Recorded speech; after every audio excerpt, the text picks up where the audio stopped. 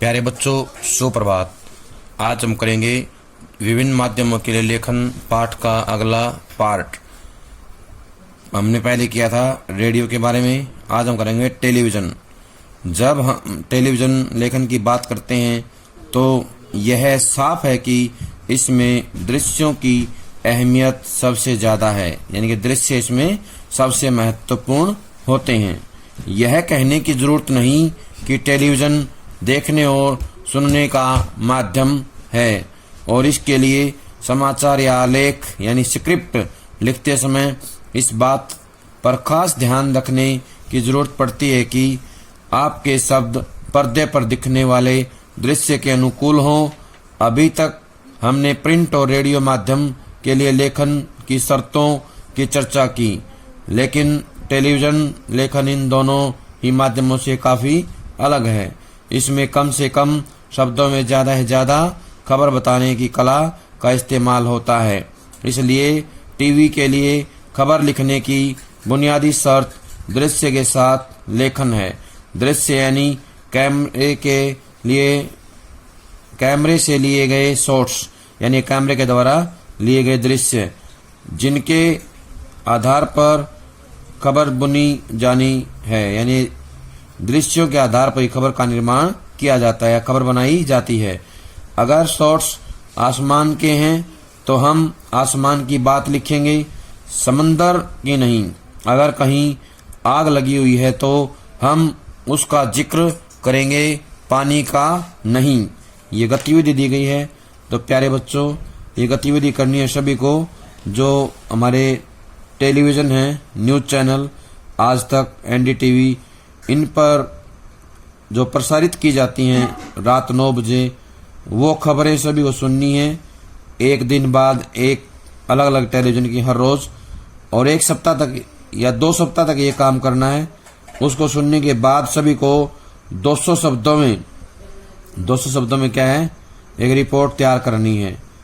Report तैयार करके फिर कक्षा में उसको सुनाना है। तो ये सभी की दिल्ली की किसी इमारत में आग लगने की खबर लिखनी है।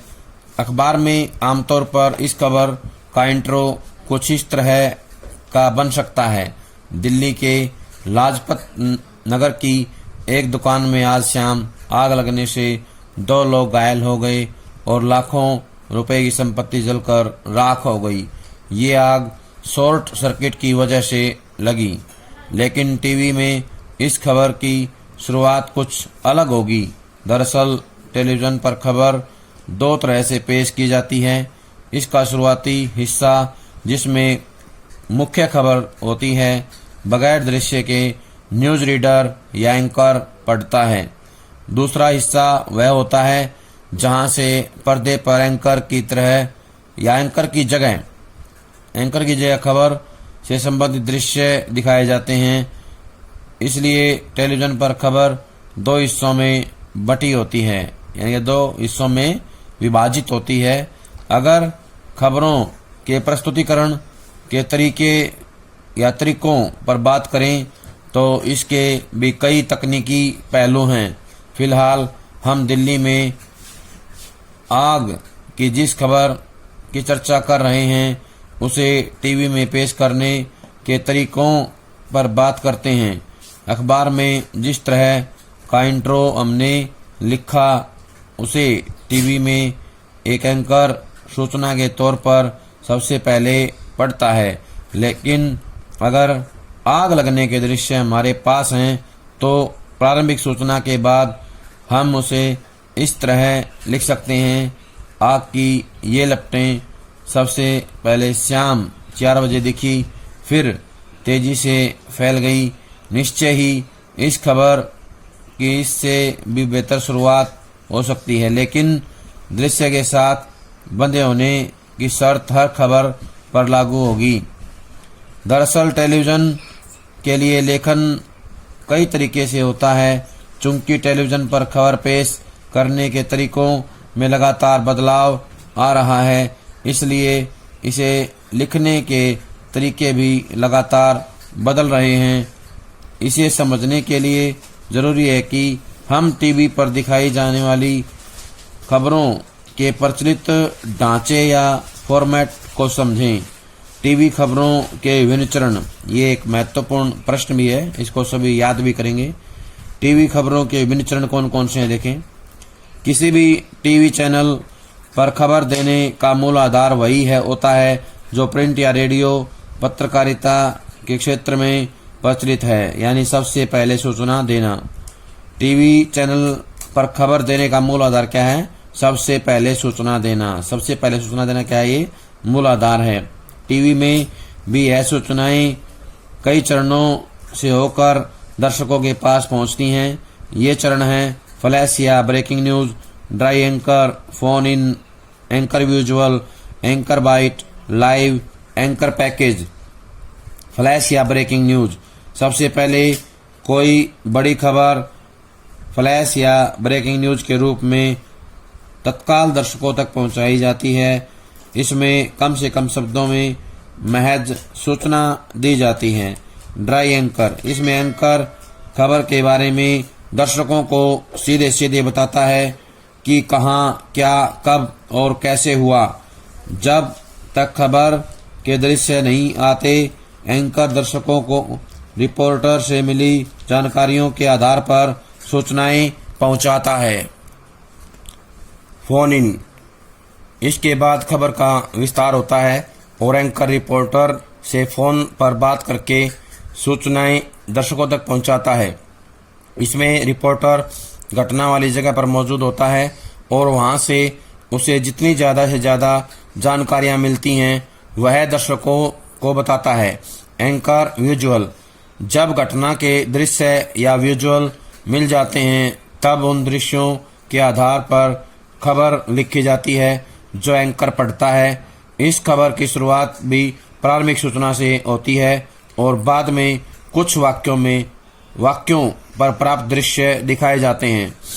एंकर बाइट, बाइट यानी कथन, लेकिन टेलीविजन पत्रकारिता में बाइट का काफी महत्व है। बाइट होता है दर्शकों द्वारा कहे गए शब्द। टेलीविजन में किसी भी घटना या किसी भी खबर को पुष्ट करने के लिए इससे संबंधित बाइट दिखाई जाती हैं। किसी घटना की सूचना देने और उसके दृश्य दिखाने के साथ ही इस घटना के बारे में प्रत्यक्षदर्शियों या संबंधित व्यक्तियों का कथन दिखा और सुना कर खबर को प्रामाणिकता प्रदान की जाती है। कहने का आशय है कि घटनास्थल पर उपस्थित लोगों या प्रत्यक्षदर्शियों की बातें जो है दिखाई जाती हैं, उनके द्वारा कहे गए जो कथन है वो जो है सुनाए जाते हैं ताकि खबर प्रामाणिक हो जाए। लाइव, लाइव का मतलब सीधा प्रसारण। क्या होता है? सीधा प्रसारण। लाइव यानी किसी खबर का घटनास्थल से सीधा प्रसारण दिखाया जाना। सभी टीवी चैनल कोशिश करते हैं कि किसी बड़ी घटना के दृश्य तत्काल दर्शकों तक सीधे पहुंचाए जा सकें। इसके लिए मौके पर मौजूद रिपोर्टर और कैमरामैन OB1 के जरिए घटना के बारे में सीधे दर्शकों को दिखाते और बताते हैं। एंकर पैकेज, एंकर पैकेज किसी भी खबर को पूर्णता या संपूर्णता के साथ पेश करने के लिए या करने का जरिया है। इसमें संबंधित घटना के दृश्य, इससे जुड़े लोगों की बाइट, ग्राफिक के जरिए जरूरी सूचनाएं आदि होती हैं। टेलीविजन लेखन इन तमाम रूपों को ध्यान में रखकर किया जाता है। जहां जैसी जरूरत होती है वहां वैसे वाक्यों का इस्तेमाल होता है। शब्द का काम दृश्य को आगे ले जाना है ताकि दूसरे दृश्यों से जुड़ सके। उसमें निहित अर्थ को सामने लाना ताकि खबर के सारे हास्य खुल सकें। अक्सर टीवी पर खबर लिखने की एक प्रचलित शैली दिखाई पड़ती है।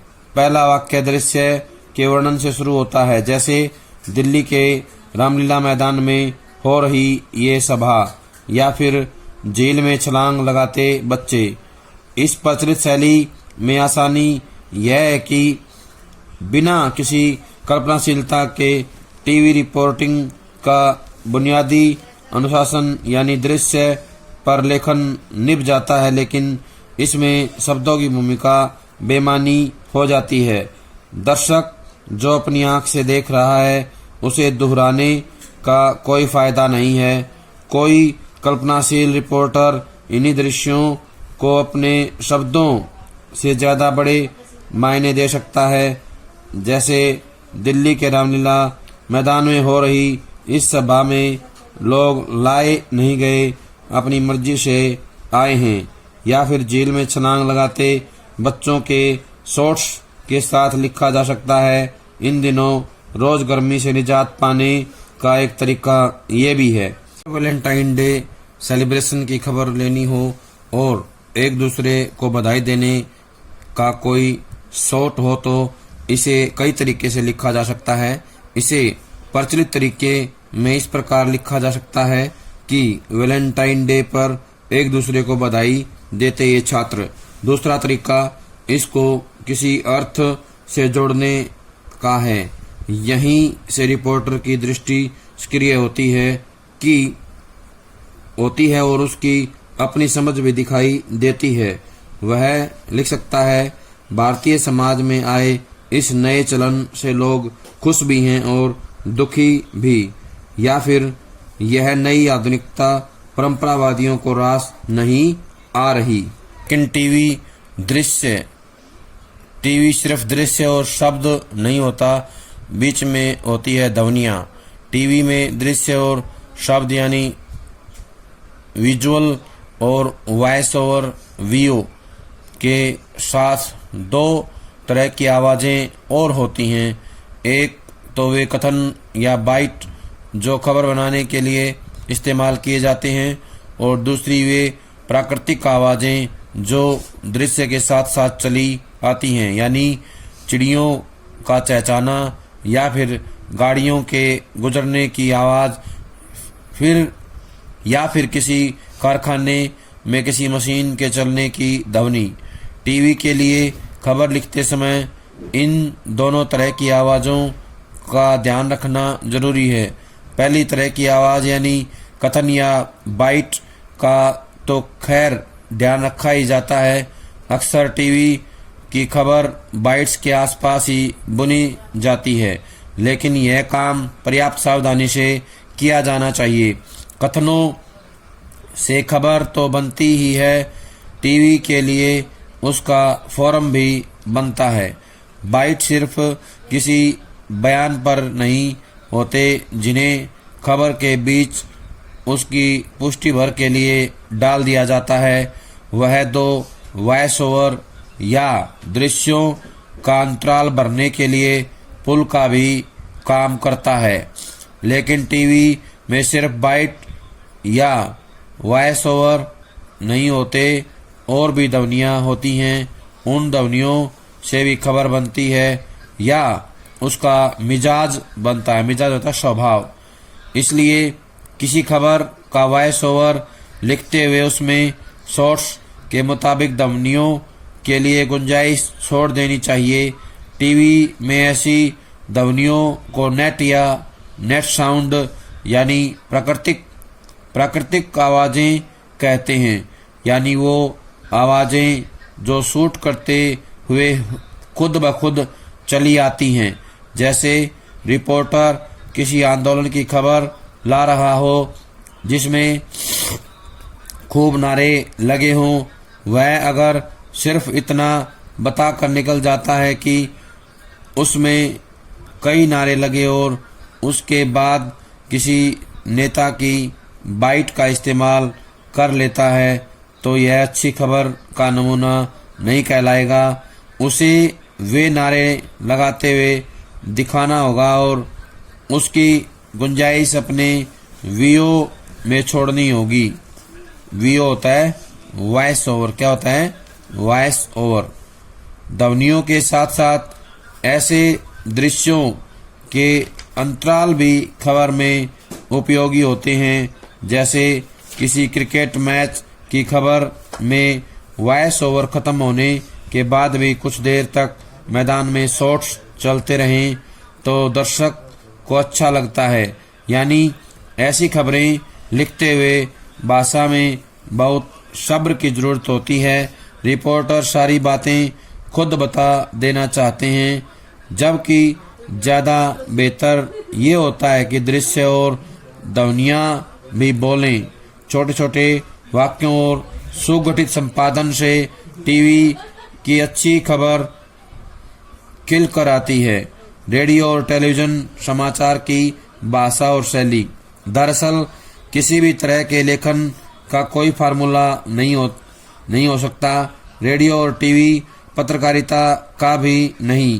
प्रयोगशीलता भाषा को भी समृद्ध करती है और माध्यम को भी। रेडियो और टीवी आम आदमी के माध्यम हैं।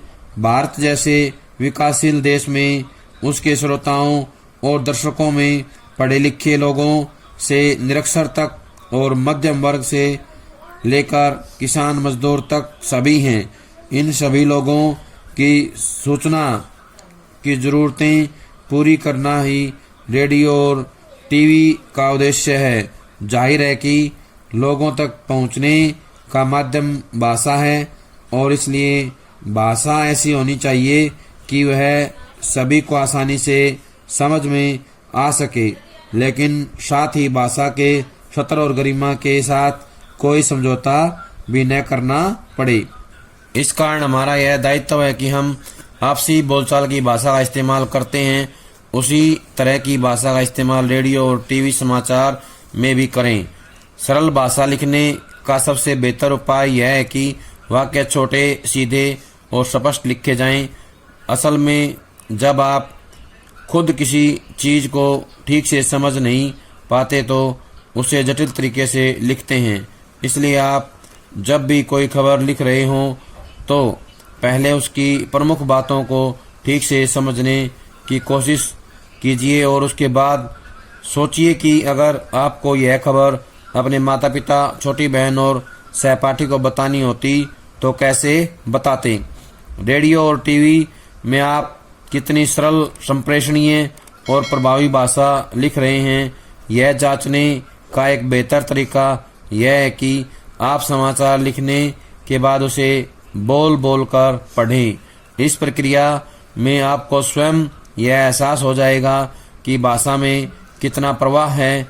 उसे पढ़ने में समाचार वाचक या वाचिका या एंकर को कोई दिक्कत तो नहीं आएगी, या उसे सभी लोग आसानी से समझ तो जाएंगे। यानी कि समझ में आने वाली शब्दावली का इस्तेमाल हमें करना चाहिए। रेडियो और टीवी समाचार में भाषा और शैली का स्तर पर काफ़ी सावधानी बरतनी पड़ती है। ऐसे कई शब्द हैं जिनका अखबारों में धड़ल्ले से इस्तेमाल होता है, यानी खूब इस्तेमाल किया जाता है, लेकिन रेडियो और टीवी में उनके प्रयोग से बचा जाता है। जैसे निम्नलिखित, उपरोक्त, अधोस्ताक्षरी और क्रमांक आदि शब्दों का प्रयोग इन माध्यमों में बिल्कुल मना है। इसी तरह दोबारा शब्द के इस्तेमाल से भी बचने की कोशिश की जाती है, क्योंकि इसका प्रयोग कई बार बहुत भ्रामक अर्थ देने लगता है। उदाहरण के लिए इस वाक्य पर गौर कीजिए। पुलिस द्वारा चोरी करते हुए 2 व्यक्तियों को पकड़ लिया गया। इसके बजाय पुलिस ने 2 व्यक्तियों को चोरी करते हुए पकड़ लिया ज़्यादा स्पष्ट है। इसी तरह तथा, एवं, अथवा, वह, किंतु, परंतु, यथा आदि शब्दों के प्रयोग से बचना चाहिए और उनकी जगह और, या, लेकिन आदि शब्दों का इस्तेमाल करना चाहिए। साफ सुथरी और सरल भाषा लिखने के लिए गैर जरूरी विशेषणों, सामासिक और तत्सम शब्दों, अतिरंजित उपमाओं आदि से बचना चाहिए। इनसे भाषा कई बार बोझिल होने लगती है। मुहावरों के इस्तेमाल से भाषा आकर्षक और प्रभावी बनती है, इसलिए उनका प्रयोग होना चाहिए, लेकिन मुहावरों का इस्तेमाल स्वाभाविक और जहाँ जरूरी हो वहीं होना चाहिए, अन्यथा वे भाषा के स्वाभाविक प्रवाह को बाधित करते हैं। ये गतिविधि है। नेशनल चैनल पर प्रसारित रात 9 बजे के समाचार बुलेटिन को ध्यान से देखिए और सुनिए। देखे और सुने गए समाचार में बाइट, वॉइस ओवर और नेट को अलग कर लिखें और अगले दिन कक्षा में इस पर चर्चा करें। यानी कि नेट को अलग करना है, बाइट वॉइस ओवर नेट को अलग करना है समाचार सुन के। ये सभी बच्चे घर पे काम करेंगे। तो साफ रखने के कुछ जाने पहचाने नुस्खे हैं।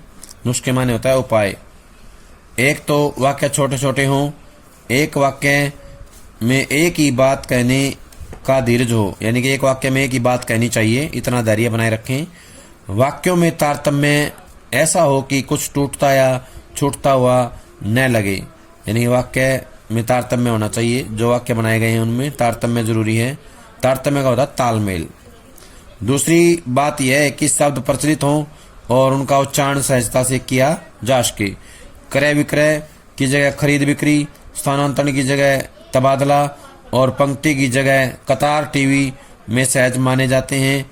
यानी वैसे शब्द जो बोलचाल के करीब हों, उनसे विद्वता न झलके बल्कि अपना सहज पड़ोस दिखाई पड़े, इस प्रकार के शब्दों का इस्तेमाल करना चाहिए। प्यारे बच्चों, ये था हमारा पार्ट अगला, जिसमें टेलीविज़न के बारे में काम किया हमने। सभी इसको ध्यान से सुनेंगे, पढ़ेंगे और यहाँ से बनने वाले सभी प्रश्न अपनी कॉपी में लिख लेंगे। जब तक अगली वीडियो नहीं आती है तब तक ये सारा काम सभी कर लें और लिख करके याद करें। सभी का बहुत बहुत धन्यवाद।